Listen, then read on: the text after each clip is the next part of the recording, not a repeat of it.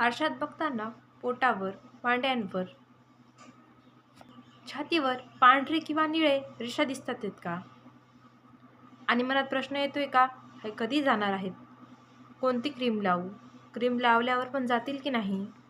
मी काहीतरी चुकीचं करते का?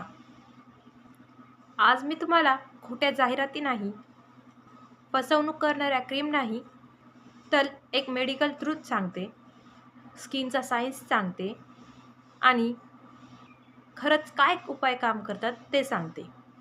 मी तुम्हाला आज हे सगळं प्रामाणिकपणे सांगणार आहे.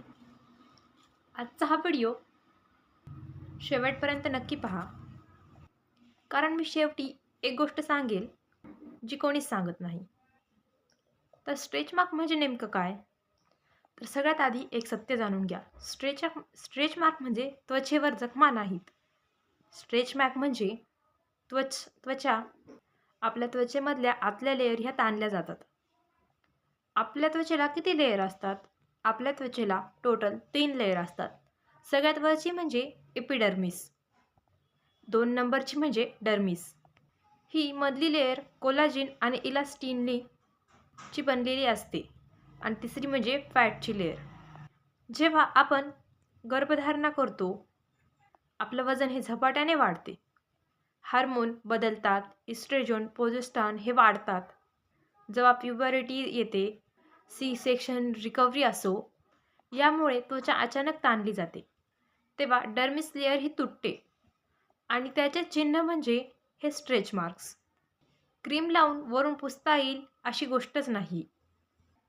सर्वात मोठे नॉनसेन्स दावे. इंस्टाग्रामवर, यूट्यूबवर, फेसबुकवर खूप साऱ्या जाहिराती येत असतात. जसं तुमच्या फोनमध्ये पण येत असतील. 7 दिवसात स्ट्रेच मार्क गायब, रातोरात जादू, 100% रिमूव्हल गॅरंटी. पण सत्य काय आहे?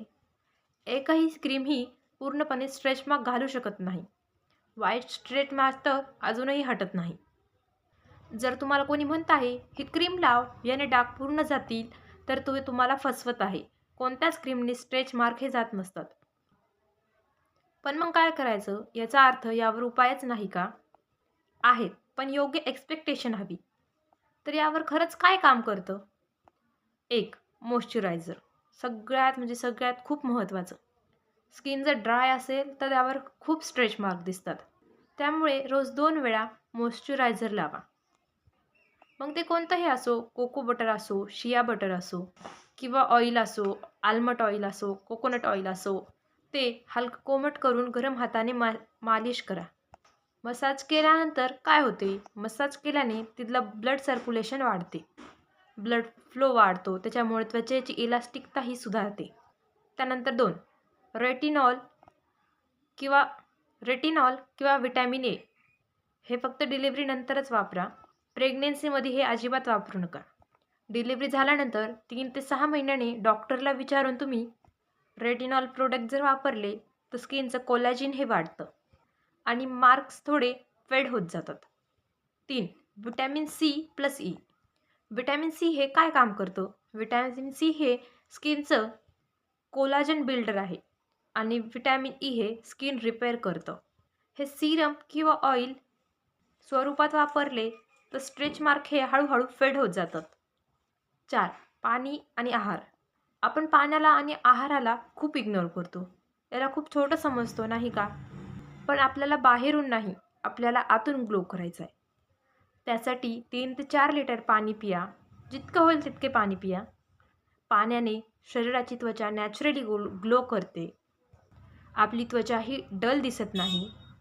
तुमच्या आहारामध्ये प्रोटीन ॲड करा. अंडी, दूध, तूप ॲड करा. नट्स आणि सीड्स ॲड करा, जसे की काजू, बदाम आणि खूप काही. खूप सारे फ्रूट्स ॲड करा. फ्रूट्सनं खूप सारे विटॅमिन्स मिळतात. त्वचा आतून मजबूत झालेली असते. त्यामुळे स्ट्रेच मार्क वाढत नाहीत.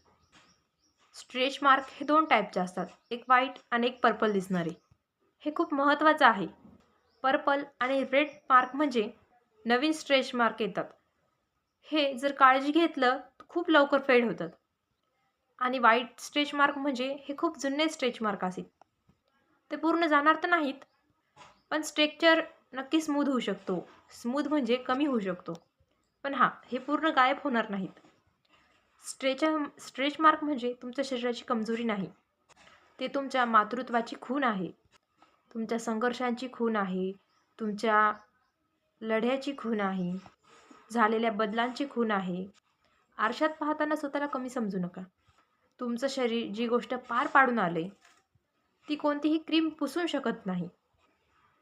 जर तुम्हाला वाटत असेल की हा व्हिडिओ तुम्हाला खोट्या फसवणूक करणाऱ्या जाहिरातीपासून वाचवत असेल, स्वतःला स्वतःवर प्रेम करणं शिकवलं असेल, एक खरा मार्गदर्शन दाखवलं असेल, तर आत्ताच सबस्क्राईब करा. कारण इथे फेअर नाही, बॉडी शेमिंग नाही, फक्त रिअल पोस्टमॉर्टम ट्रूथ आहे.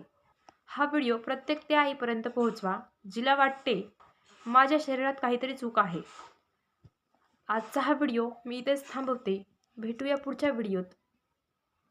पुढचा व्हिडिओ तुम्हाला कोणत्या विषयावर पाहिजे ते कमेंटमध्ये नक्की सांगा. त्यामुळे व्हिडिओ मी लवकरच बनवेल. तोपर्यंतसाठी बाय.